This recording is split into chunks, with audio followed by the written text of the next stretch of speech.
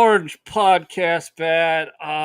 Friday edition. We are, trust me, you got three guys that we're in the mood. We're ready to roll. We're going to have some fun. Let me say hi to Paul, our regular co host. What's going on, Paul? Top of the world, boss. Just a really Chilling like busy a week. villain. Isn't that what the kids? No, the kids don't say that shit. What's up, JC? We got JC with us too. Living the dream. Living the dream. All right, so I want to start off with a video for you guys. It's Friday. Let's have a little fun. We got a tiny co-pilot. Are you ready to do a checklist? Yeah. Okay. All right. Mags. Yeah. Mixture. Yeah. Fuel. Yeah. Carburetor heat. Yeah. Elevator trim. Yeah. All right. Checklist is complete. You ready to go? Oh, got your tail wheel locked. Check. Yeah. Checklist complete. Are you ready to go? Okay, let's We're do gonna it. bank left. Not yet. Oh, too much up. There you go. Dad has no hands on the control. Yeah, you had a little too much up and then a little too much down. Patiently waiting, watching. Okay, look out. Watch where you're going. Watch where you're going. You gotta fly the airplane. Okay, turn left. Turn towards Daddy. Okay, no, not so much up. There you go. Turn towards Daddy. Bank towards Daddy. Bank towards Daddy. Flying with one finger.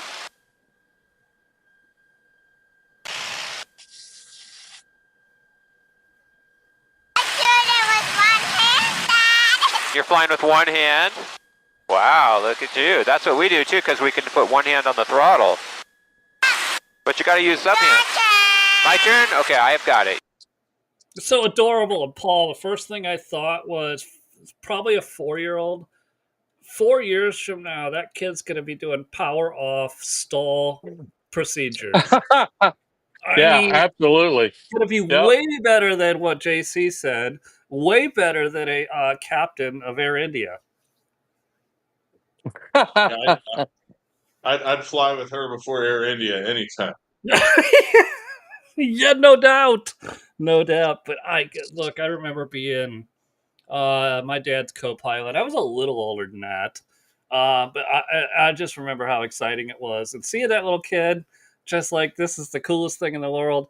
And realize, turns, banks, looks out the window and goes, cool, I can look out the window now, and doesn't, like, just lets go of the controls. And Dad's like, hey, you need to turn it back. Turn it back towards Daddy before we go into a spin. Right? Absolutely. Right. I believe God gives us our little sweethearts. Oh, for sure. Absolutely. So one of the things I wanted to talk about today, and it's not going to go the way that most people have taken this, is that I named the title of the show Network TV is Dying, and it starts with late night. So Colbert announces he's got 8 months left, another season and a half. He's going. I already miss him. Everybody's freaking. Well, but I've been saying for 2 years, 3 years, at least 2 years, that network television is going to die. It's just going to die. And part of that is everyone's going, well, Colbert went woke. He went woke. He went broke. They were losing $40 million a year. And I'll say, yeah, okay, but you're missing the bigger picture. Nobody watches TV anymore. This show airs at 11:30 at night Eastern time. Yep. The news cycle is already finished. They can't break any news. Letterman and Leno, who recorded around 5:30 or 6 o'clock at night, did the news that the 5 or 6 o'clock news couldn't do because their news was from noon or 10 a.m. So that's what the late night show was able to do. And they also had comedy and skits. There's nothing left. There's no content left for late night TV. Next, the audience is leaving for a phone. Young people don't watch broadcast television. No, like you boys don't. They watch the phone. Yeah. Yeah, and if they're going to watch a movie, it's on a stream. So I got to tell you, Tanya and I did a thing, she was in an art show in New York down in Soho. So we were there for 3 or 4 days, and we decided to take the NBC studio tour. Yeah. And it had, Johnny Carson, it had everybody, but there was no Jay Leno, who carried that network for at least 15 years. And there was not one Jay Leno anything in that NBC tour. And I asked them, I said, why is there no Leno? We're talking about Johnny Carson. We're talking about Jimmy Fallon. We're, you're showing us all this stuff, Saturday Night Live and all that, but there's no Jay Leno. And they had no answer for me. I actually have the answer. Well, we're waiting. Rush used to talk about it all the time. How Leno had the highest ratings, but he didn't rate in the demo. He didn't rate 26 to 45. Yep. He was a preview of what's happened to all of them. Is that the older people will watch it, but not the people that spend the most money, and not the people that are current, and not the people that are buying the latest thing. So they didn't value his audience the way they valued the other audiences. So they thought someone like Conan or something like that who was more hip was more valuable. That's been a game that's been going on forever. I think that's totally correct. Conan, though, they didn't let him have very long on there. What did he get? No, 2 years? he wasn't any good. If they would have had somebody like with the talent of Gutfeld, and in fact, Jon Stewart proves what I'm talking about. Stewart, I hate him, okay, but he's witty like Gutfeld. He's got Gutfeld's savoir-faire, his presentation. He can hold an audience.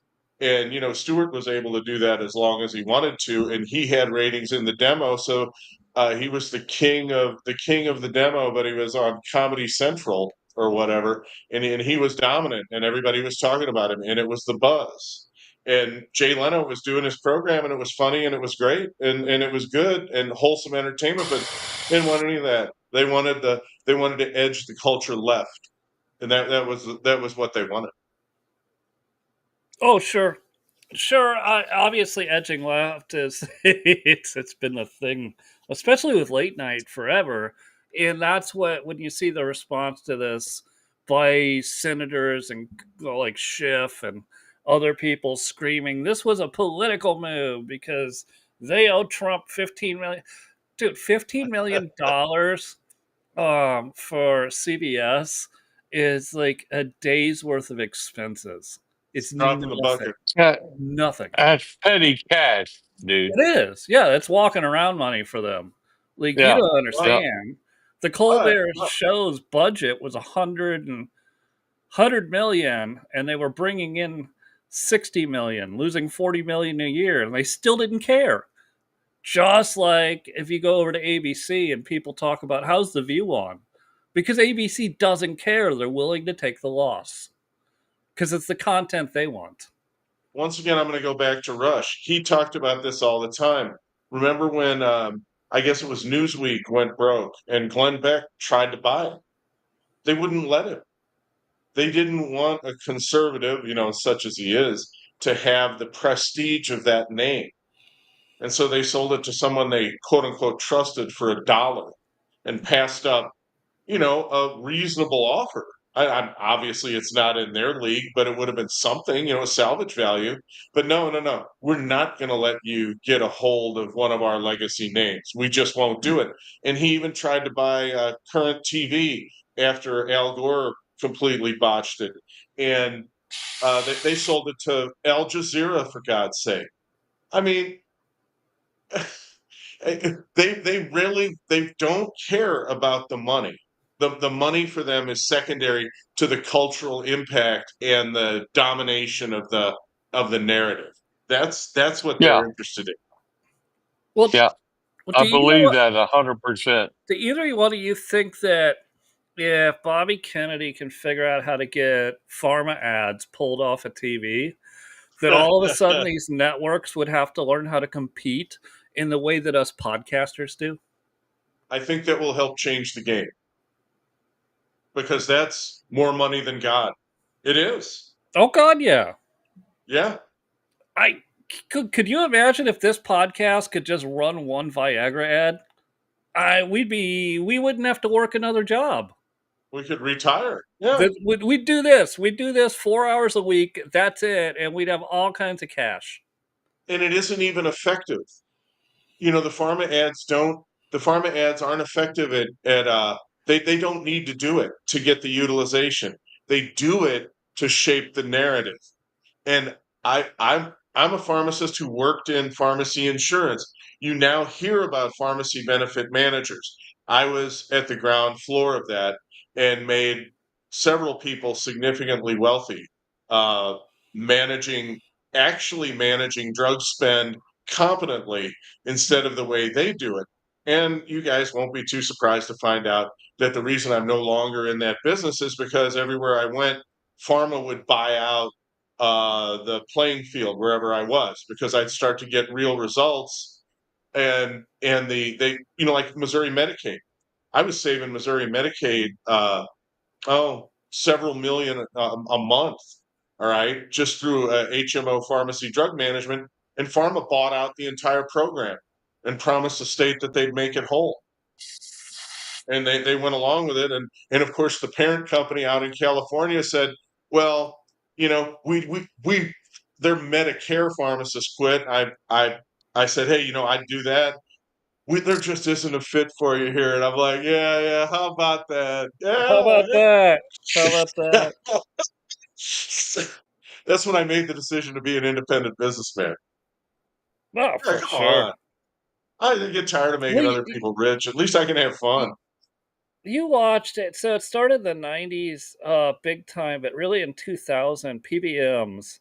So Walgreens had one, CVS had one. Now CVS is wholly owned by their PBM, right? That Mhm. like these and Paul and I have had these conversations about drug pricing before. And like there's just so many steps along the way where people take a cut. Right. Yeah. It's not just the insurance company. It's not just. And you brought up a good point. A Medicare or Medicaid, depending on what you're on, is run by your state. You think it's feds. In Indiana, it's InMed. In Missouri, it's Missouri Med. In California, it's CalMed. Right. Right. So, and they're all Yeah. getting a cut out of it too for their administrative purposes. Right. So everybody's getting a cut. They run. Okay, this is a little bit far afield, but let me give me 2 minutes. In Missouri, the way they handle it, and back then the AFDC program was called TANF or whatever it was. The main pharmaceuticals in there were for the pregnant moms and kids, the anti-asthmatic medications, the ADHD meds, and there were and some, obviously the narcotics and that were in there too, but obviously the anti-arthritics, or should I call them the immunosuppressants, if you had lupus or something like that, or if you had Crohn's disease, or if you were born with immature lungs, that's when you got into the big high price injectables, and that was called specialty pharmacy. Competitors of ours were running $38 per member per month on all pharmacy, all in. And you have a 40,000 life plan, you can add that up. Well, one of those plans with the $38, they were going broke. They merged with us and offered, to buy in for 10 million or whatever. The COO comes to me and says, they're running 38, you're running like 22. We think that 22, of course, we think that yours is probably going to inch up somewhat. We think we can probably hit 30. What do you think? And I said, anything you get over 25 is gravy. Well, how are you going to do that? I said, I'm just going to do what I do with our people. I'm just going to make sure that they actually take what they're supposed to take before they get the expensive stuff that you would only get when it fails. That's it. I mean, that's not rocket science. That's easy. You just have to have the balls to say no and to point out to the doctor where the holes are in the use pattern by the client and what they aren't refilling. Within about 6 or 8 months, their number was down to 24. Ours was at 22 and a half, which means now you've got 80,000 lives and the state's paying 30. That's what they bid. Okay, well, it averages out at 23 and a half, and you're getting 30, and you're multiplying that by $80,000 a month per member. You just found Wow. 6 to 750,000 extra dollars a month. And so, of course, the corporate executives there did what any corporate executive would do. They sold the company for $100 million. Yes. We found a gold mine. Somebody take this from me before I break it. Yeah. I mean, cash out now before it goes away. Yeah. But of course, all my good work was rewarded by the acquiring company, right? Because we were 1/8 of their members and 25% of their profit. Okay, so they should become more like us, right? My last part. My boss eventually says to me, he says, "I don't get it." He says, "I read their whole corporate this, corporate that, and there's only one guy here who does everything they say they do." He says, "And that's you." He says, "And they hate you." I said, I'm used to it. Oh.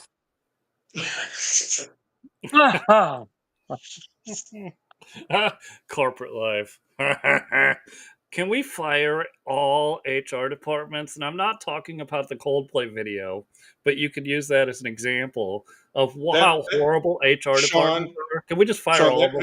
That video is the foreplay video. I'm sorry, I hate to correct you. I love foreplay video. Yeah. Chris Martin is like, yeah, I'm Coldplay, but this is foreplay. Foreplay, that's right. The dude all even calls recognize it it. out, right? Chris even says, they're having an affair. Or they're really shy, but they're having an affair.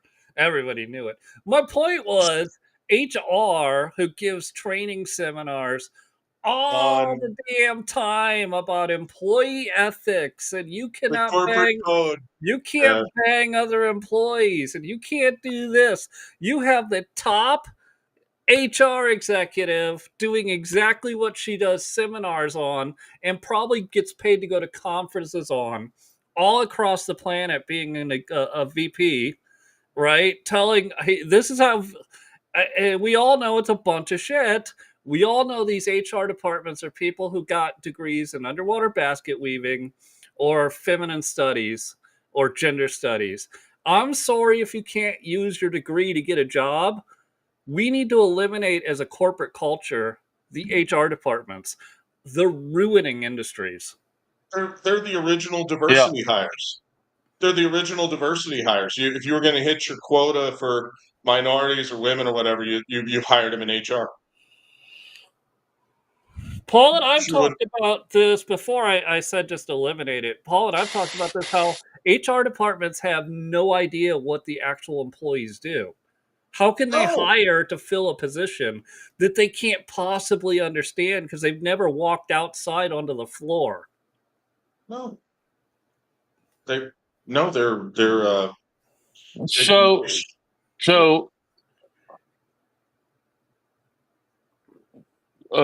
JC, go ahead. No. Your ball, Paul. Yeah, HR employees on the floor. They have no idea, Paul. Yeah, so I'm with a government defense contractor.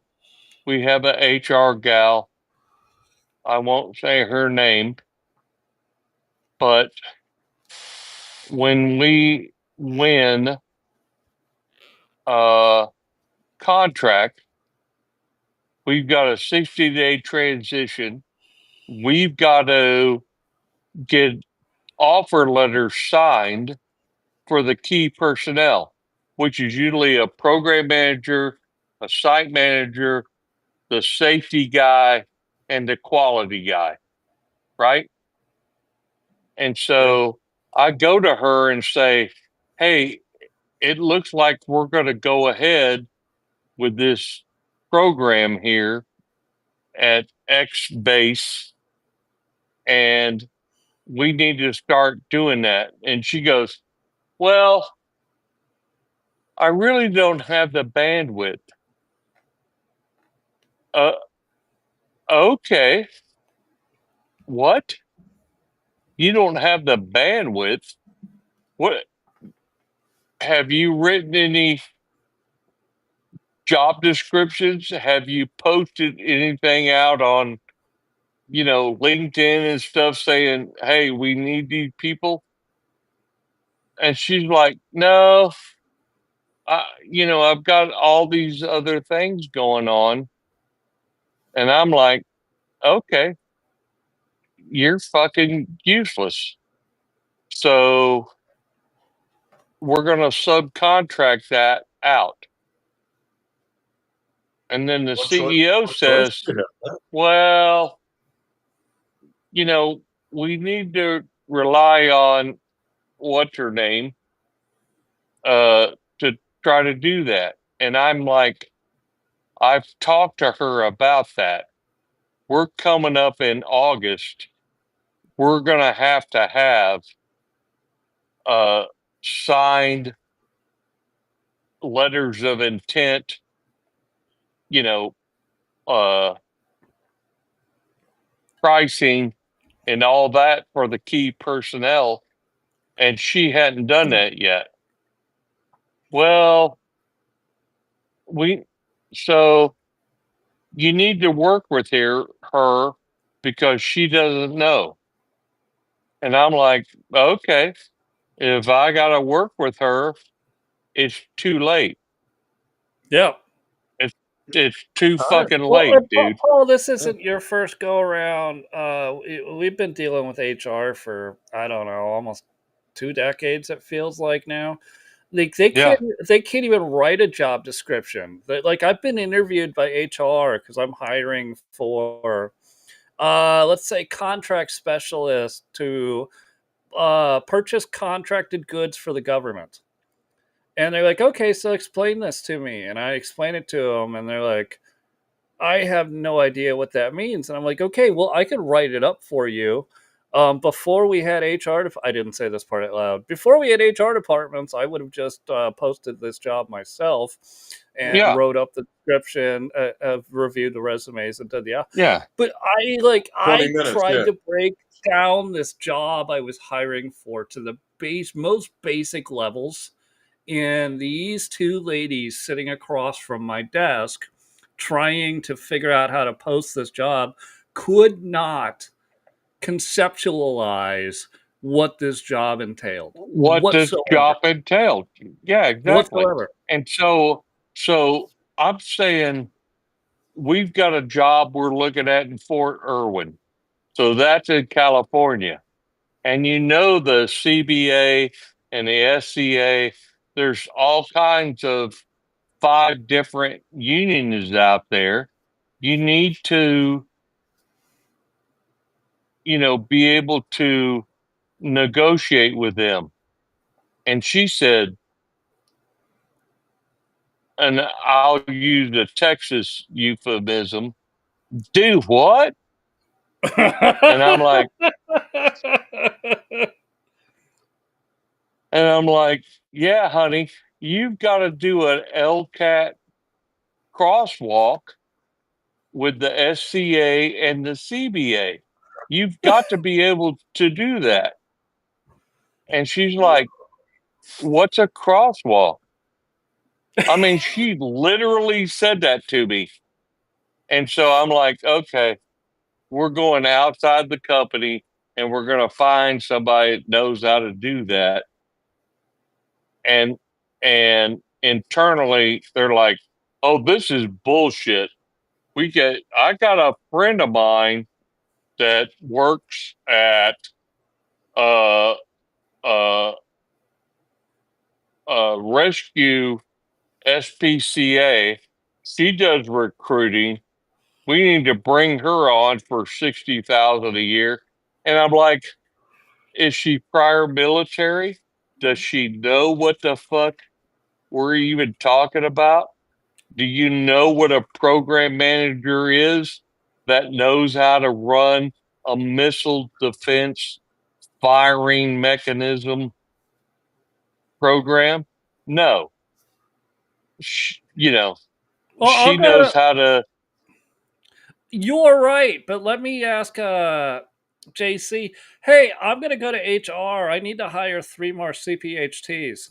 What's the HR person gonna ask me? What the fuck is that? Yeah. That's absolutely. You'll have to teach them what you want them to do. Certified pharmacy tech. It's a license. You Yeah, get I it know. by passing a test. Everyone who's ever worked at a drugstore in management has had to pass this test.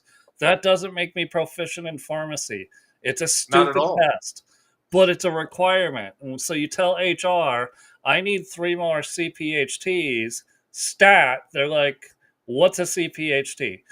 This is why I Yeah, want to get rid of I totally want to get rid of the HR departments. They're useless. yeah, Put it back in the yeah, hands of management. yeah.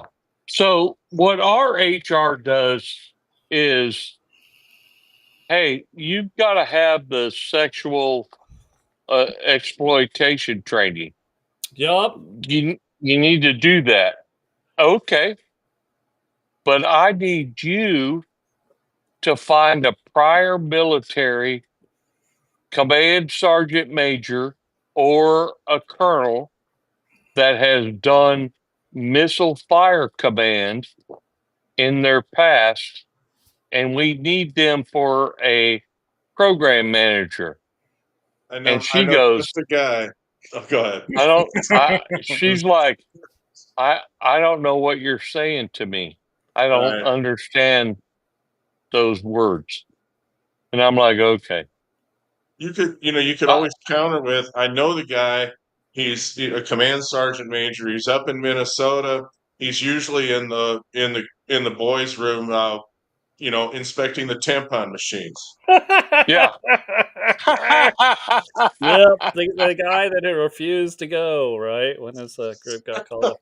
All right, I know it's Friday, but let's take a look at this one.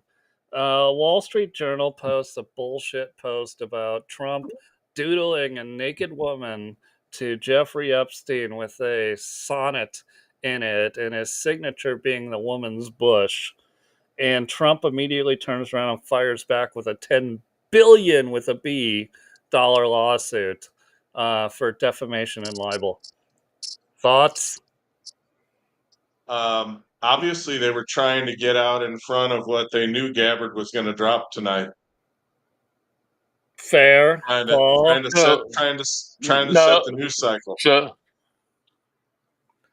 So what I would say is, I think Trump is like me.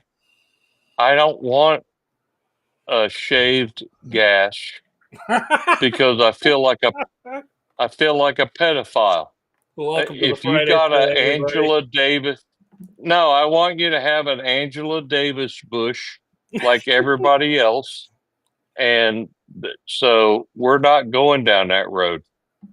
So to everybody over there on X, welcome to the Friday show. We do some things.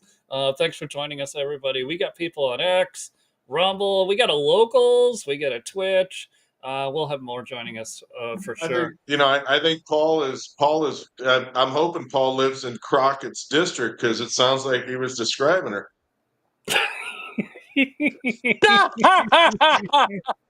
I listen. Hey, JC, you know what I'm talking about, though, right? I know You're an older guy, that you feel like a pedophile if you got some chick and it's fucking shaved clean and stuff. I'm not down for that, dude. Well, you don't want to be on this list that doesn't exist.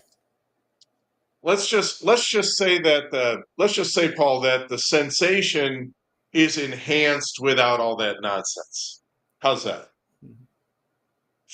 Dude, I like that. Yeah. It is. Yeah. Yes, And I concur. if I've got one of those people going crazy about circumcision and about this, that, or whatever, I go, well, that's why I require women who don't shave. See, then I get the sensation anyway, so I don't have to worry about it. Yeah. Yeah. That usually quiets it down. I'm down for making motorboat sounds in a chick that doesn't do any of that stuff. So wait, is But if Cleopatra she, going to sue us for defamation now and libel? Because I don't have a lot of money, and I haven't LLC'd this thing yet. well, you haven't told us your position on this. My Yeah, position I is, would imagine it was horizontal, right? well, not always. Not always.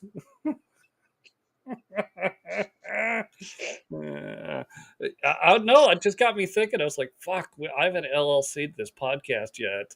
What if I get sued for $10 billion by some douchebag?" Well, first it would have to be someone who could get a lawyer expensive enough to do that. Which let's just say that when Trump is on a winning streak, he does not hold back. He's one of those guys that believes in running the table. And I get the total feeling from this is, early in the week, all of the panicans are going on and on about Epstein. You realize it's over.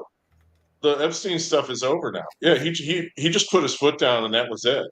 And basically all he had to say, and they were making fun of him, was, well, it's a hoax, and, Comey and all the rest of that. And anybody who was slightly reasonable sat there and thought about what he was saying and said, well, that's right. They've had access to that stuff for years and nobody's seen it. I'm sure they've diddled that evidence just like they diddle everything. So you just have a widespread release of that. What's it going to be? Can you even believe it? And if they're calling for it, of course they know what they've done to it. So why would we step into that bear trap? And all of a sudden, the volume on the thing went from up here down to here. And you still have the panic and pollsters who wish to be influencers still carrying on about all the damage that Trump's done with independence. And yet, in the next breath, those same panic and pollsters will tell you that independent approval has dropped as a result of this Epstein thing, but it's still a plus 25 for prosecution of malefactors. And Epstein and prosecution of malefactors is the same thing. And frankly, you can't prosecute Epstein anymore, but you sure as hell can prosecute John Brennan. And that's where we're going. And all of this is already forgotten. It's done. He took care of it. He's the most vicious counterpuncher I've ever seen in my life. And he never That's a great point. He never That's a great point. That's a great point. He, unlike all the other Republicans that we've had, maybe except for Lincoln, they've all been like a decorum and that we would never punch back. That's beneath the office of the president. Trump is like, fuck you, right in the face, right? Every time, right in the face. He doesn't care who he pisses off. And we've talked about this before the election. He's coming in knowing this is his last term. What are you going to do to me now? Like, you've already tried everything, including trying to assassinate me. What are you going to do now? I'm just going to do it. I'm going to do whatever I'm going to do. Do you guys ever really think about this? And I think about it all the time. Going into election night was a binary outcome. Donald Trump was either going to the White House or he was going to die in prison. And he knew that they were going to cheat their asses off and do everything they did the last time when they, quote unquote, beat him. And he knew how weak the efforts had been to secure the elections on the part of state legislators. And he still had the balls to go in there and pull it off. Mm-hmm. I don't think I've ever seen anything like it. It was the most courageous act I've ever witnessed, and I don't think I'll see anything close. Not in my lifetime. A multi-billion-dollar business, beautiful family, wonderful grandchildren, everything that, of course, I don't have, but that supposedly we all strive for, right?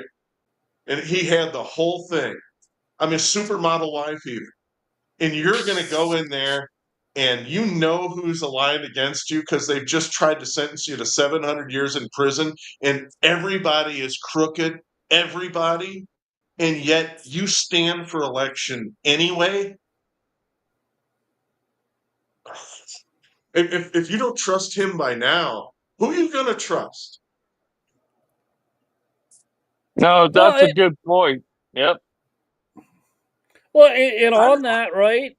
I'm in Isn't the awe. people on the isn't the internet people? I know we're internet people too. We're right here. We're broadcasting live to I don't know how many different apps right now.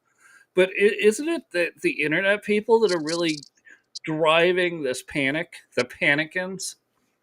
We just because they want clicks, they want attention. The news I want cycle's money. not going their way. They can't make the memes they want to make, right? And so they're like, "Oh shit, I'm not going to get a payout this week if I don't stir some shit up." So I'm just going to go. I'm going to go over to my app and I'm going to type Epstein show files now and let everybody because I've got 900,000 followers or 2.2 million followers. They're all going to fight underneath. Here's the tactic: get people to fight underneath one of your original posts. Boom, you get a magnificent engagement, which is what you get paid off of on any of the apps. It's not whether it's X or TikTok or you just get people to fight each other. You be vague enough that you can get people to just go "Blah!" inside your Yeah. comment section, Yeah. right? Well, Yeah. that's why when I see a pollster becoming an influencer, I immediately withdraw all support and block the son of a bitch. And that's what I'm doing. I still have some hope for Mark Mitchell, but Richard Barris is dead to me. I never trust him again. For I mean, sure. it isn't because he's not good. It's because he told me the world was going to end and Trump's base was going to split because if he got involved in Iran. And I knew that wasn't true. What depended was if he won. Okay, because we're America first. If we like American military might, and the truth is, I think I speak for both of you. I'm sure we'd love it when American military might looks good, and Oh yeah. we realize there's going to be less mischief everywhere and less danger in the world because they know that somebody is on to them, and it's not some stumbling old fool getting lost in a closet. Okay. Right. Yeah. Yeah. 100%. And you're a So pollster, and you're going to so say that his base is going to split from that? yeah. Sorry. Jump in, Paul. So my son, my youngest son, is 82nd Airborne and stationed at Fort Bragg. He just got back from Poland, where he was there working with the Ukrainians and stuff. And dude, if JC, I'm telling you, bro, if you could listen to him for 15 minutes, you know, you would know you would absolutely know what the military thinks about all that. I mean, he's 100% patriot, and all of his boys are 100% patriot. They all love Hegseth, and Oh, yeah. and they Yeah. feel like the handcuffs have been taken off of them, and they can now do what they're trained to do. So, Paul, because I've talked to you for years. They were before Trump won the election. They were still proud that they were serving the American people. You would tell stories about that, and what you're saying is that now morale has just exponentially lifted now that they're not stuck Stride. under the auto pen regime. Oh, 100%. They Good. were just so, my son didn't meet Hegseth, but when he went to Fort Bragg and they had all that pomp and circumstance and stuff, he was 10 feet away from him, and they kind of did this to each other, and they're just the 82nd Airborne, you know, they're badasses ready to do the job, and they were so relieved when Hegseth took over, and now they all believe. Before, they were conflicted. I have to say honestly, they were conflicted about what their job was. And now that Trump's in office and Hegseth is leading them, they're like, hell yeah, motherfucker. We're So, fucking Paul, hell yeah. who's winning the race? If or ask them this next time, who's winning the race for the next president? Is it going to be JD, which is popular for a lot of people, or is it going to be the military pick of Hegseth? No, it'll be JD. You Yeah. think so? You think that's what the boys will say? Yeah. Yeah. Well, JD. 'cause Yeah. JD was one of the So boys. I gotta say, his boy. So we, Tanya and I went out to Bragg, and we stayed with my son and his wife for 2 or 3 days, and he's had all these guys come over for cookouts and and stuff like that, and they were like, "We love JD Vance. He's going to be the next president. He's the young guy that's going to take over, and carry the mantle that Trump established." Yeah, they are 100% on that. So they also like Hegseth, but they only like him in his current job. They Okay. think, they think JD's the guy that's gonna, lead the country and keep Hegseth as the Secretary of Defense. And that's what most of those guys, and I have to say, it was so cool because I got to tell you, it was so different when I was in the military that we had, we're doing a cookout, and he had 10 or 12 of his best buddies over, and half of them were officers. And that would never happen when I was in the 70s and 80s. You know what I mean? But Yeah. these guys are friends and, live in the same neighborhood and stuff. And they don't recognize rank when we're putting wings on the grill and, doing that kind of stuff. I will say, uh, my son had the chin up bar, and he has a chin up bar, and he's got tires laid out on the ground. And so these guys are drinking beer and doing pull ups, and then, high stepping through the tires and stuff. And, my wife and I are sitting there just going, God damn, man, we're supposed to be out here having fun and stuff. And, and That that, is fun for them. Yeah. yeah, and to them, that is fun, Yeah. It was really funny to watch that. And the other part of that is all of those guys showed me so much respect because I'm prior military that it just wasn't even funny. They It touched you. really respected the elder. You know what I mean? It touched your heart. Absolutely. Oh my God. JC, I was bawling my eyes out on the first night. I just couldn't. I got to tell you, I had no idea. I really didn't. I had no idea. And these guys just struck me right in my heart. You know? Well, That's And both beautiful. all sitting That's on the beautiful. back chair with Lee Greenwald. I'm proud to be an American. yeah, Yeah. but Hey, Sean, there were, go ahead. but I got to tell you, there was nothing I could do.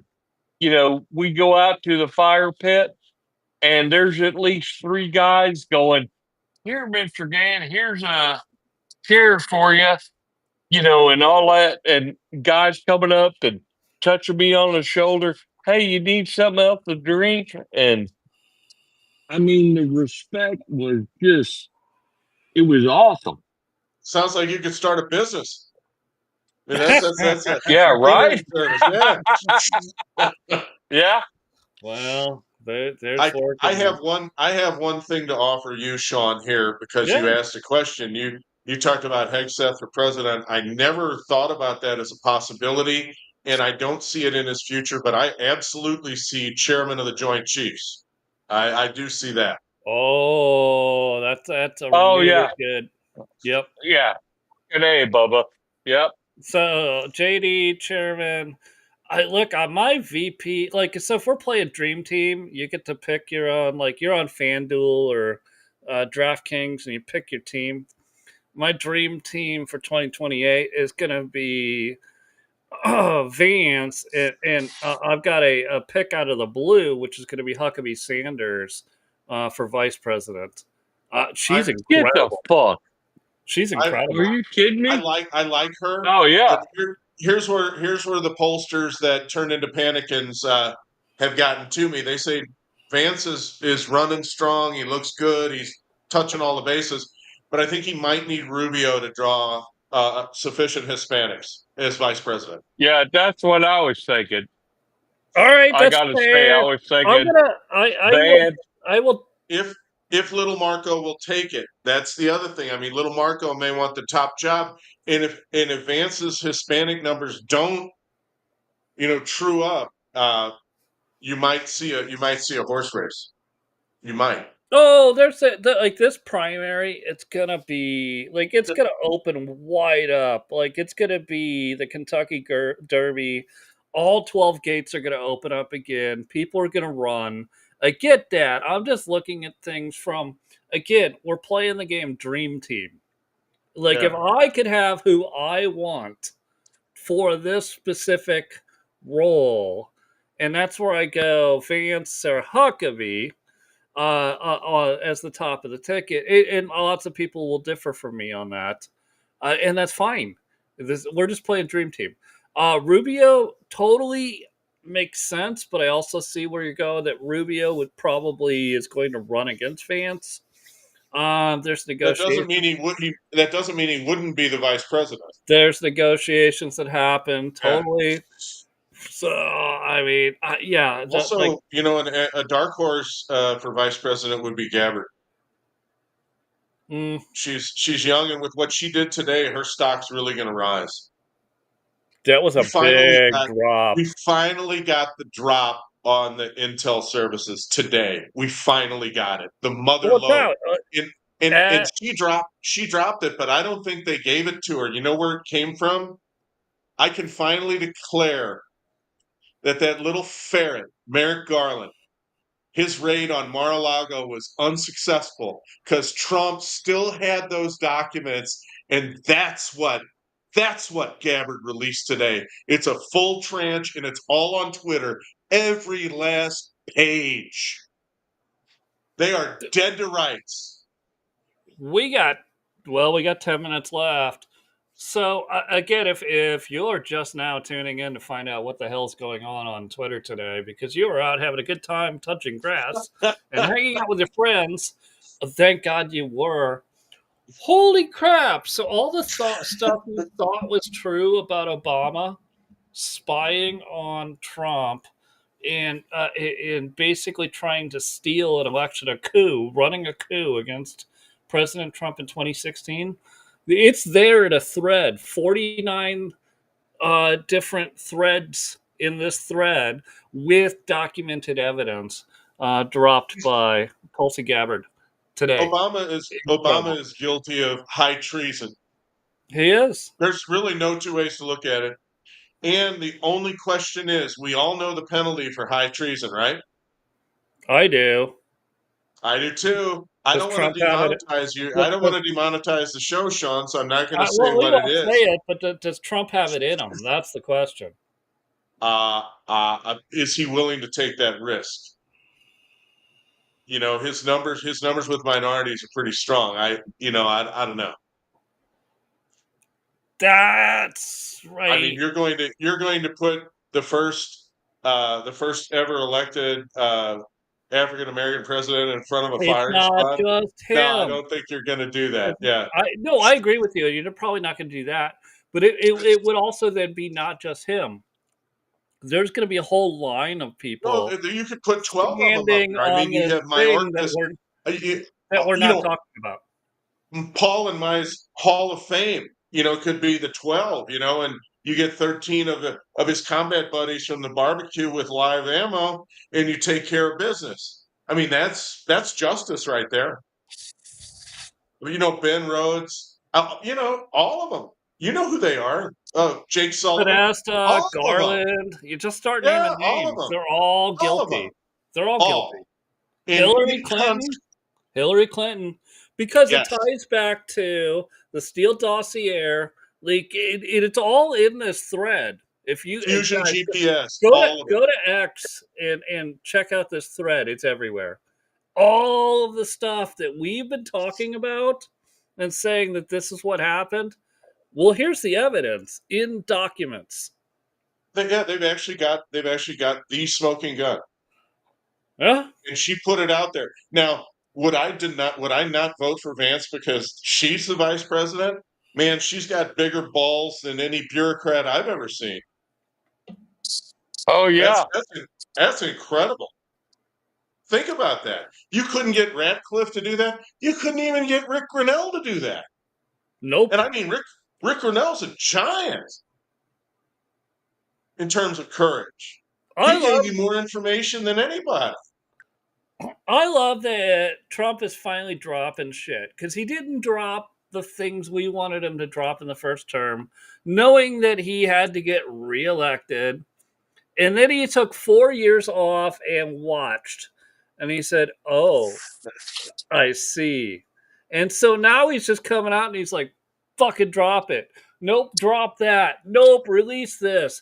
Nope, tell the world. Yeah. Only after I get my $175 billion for deportations. July 3rd was when the bombs started dropping. That's exactly. Yeah, he's good.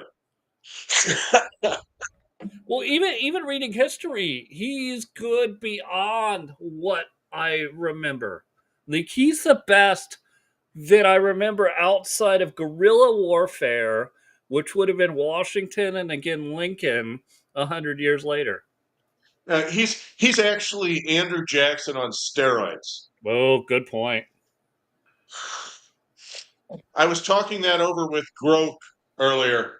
Yeah. Groke was grouping us up in a group of like-minded people, so I went ahead and followed all of them, and then I had a little discussion with Groke about why the American founding documents were different than any other, and talked about individual liberty, started asking about who are my favorite patriots in America, and I talked about Samuel John Adams, your typical list, but they all knew that if that revolution didn't succeed, they were all going to get a bullet. I mean, their wives and their kids and their cousins, everybody. And we just saw the same thing on November 5th, and it's like nobody even thinks about it. Right? Yeah. He was going to die in prison. Oh, absolutely. And you can't tell me they weren't going to lock up all of his children and all of his relatives. Yeah.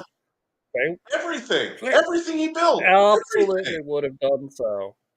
And And it just would here's have the been dice right there, all in bet. There it is. Roll well, the and then 7.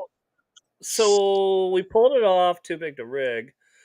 Anyways, I also look at it this way, fellas, that was the stop. So that was the backstop. Now moving forward with all the things he's doing everywhere with bringing peace to the world. Oh, he started World War III by bombing Iran. Shut up. With the deportations, I think, is the biggest thing ever because once these people are deported over the next 3 years, this changes everything about how they wanted to destroy America. Right. That gives us 50 Right. more years to figure out what their next plan is. The And I'm wall we saying finished. 50 years. If you can get 20 to 30 million illegals out in Yeah. 3 years, it gives us 50 years to watch what they're doing now. Because they're going to try it again. They're relentless. With a reinforced border and no more of this nonsense. Because people understand their own electoral power now through their influence. This is driving them crazy. The establishment's going nuts. Could you imagine being a normie? And by a normie, I don't mean to be offensive, but somebody who pays no attention to politics, just goes to work, maybe will vote, maybe won't vote. But What's on Netflix, babe? Hey, what's on Netflix? You want some right, pizza? what's on Netflix? Yeah, I'm not call watching. DoorDash. Yeah. I'm not watching Stephen Colbert. That shit's fucking bogus. Not that I'm not a Republican. I'm not a Democrat. I'm not even a registered voter, but I could be a registered voter if somebody interested me. So I'm talking about the dude that's 25 years old, chilling on his couch, drinking a beer on Friday night while we're podcasting.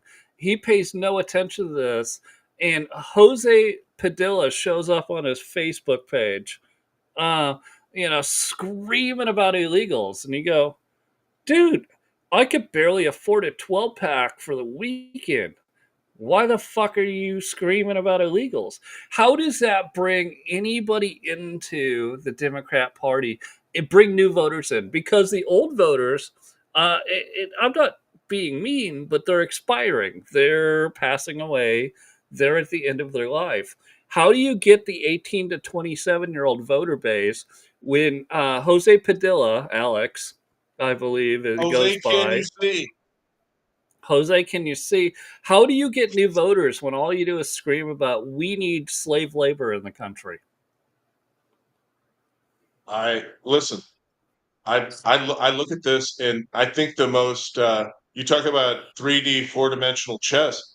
How did you get the left to take the 20% side on the 5 key major issues where the entire population of the United States is 80% one way and they're on the 20% side on every single one, whether it's transgender sports, transgender mutilation on kids, illegal immigration, illegal healthcare, illegal. I mean, time after time, the Democrats find themselves defending the 20% against the 80, and it's only because of the feminization of the culture and the trashing of Trump that they've done that the margin isn't wide. Paul, any thoughts? We got a minute left. Yeah. Yeah, So, jump in.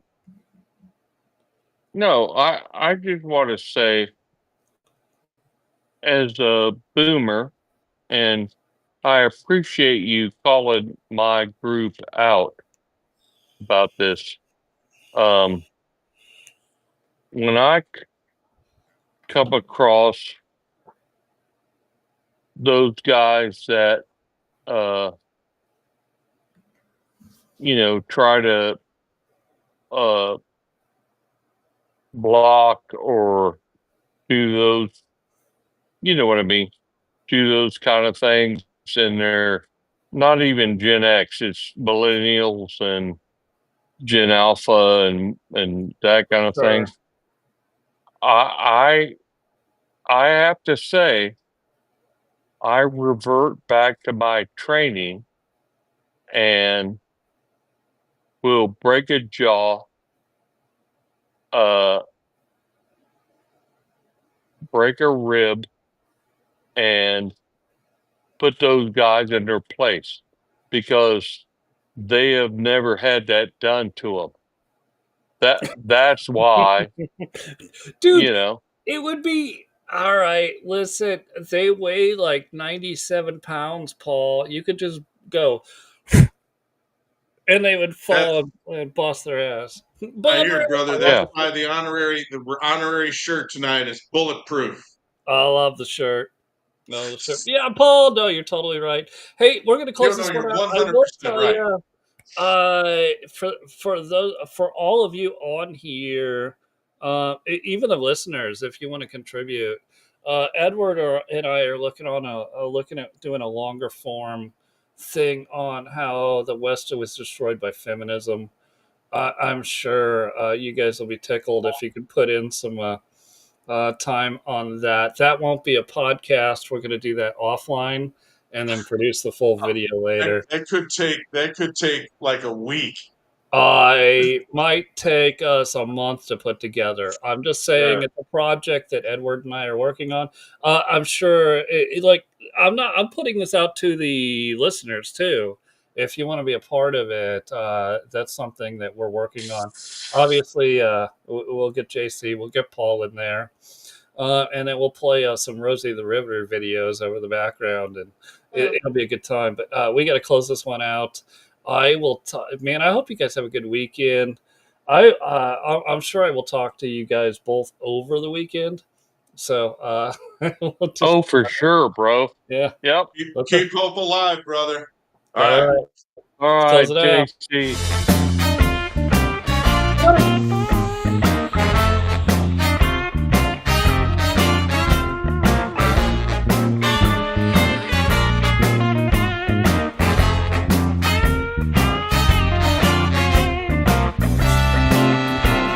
Hey, Paul. Yes, sir.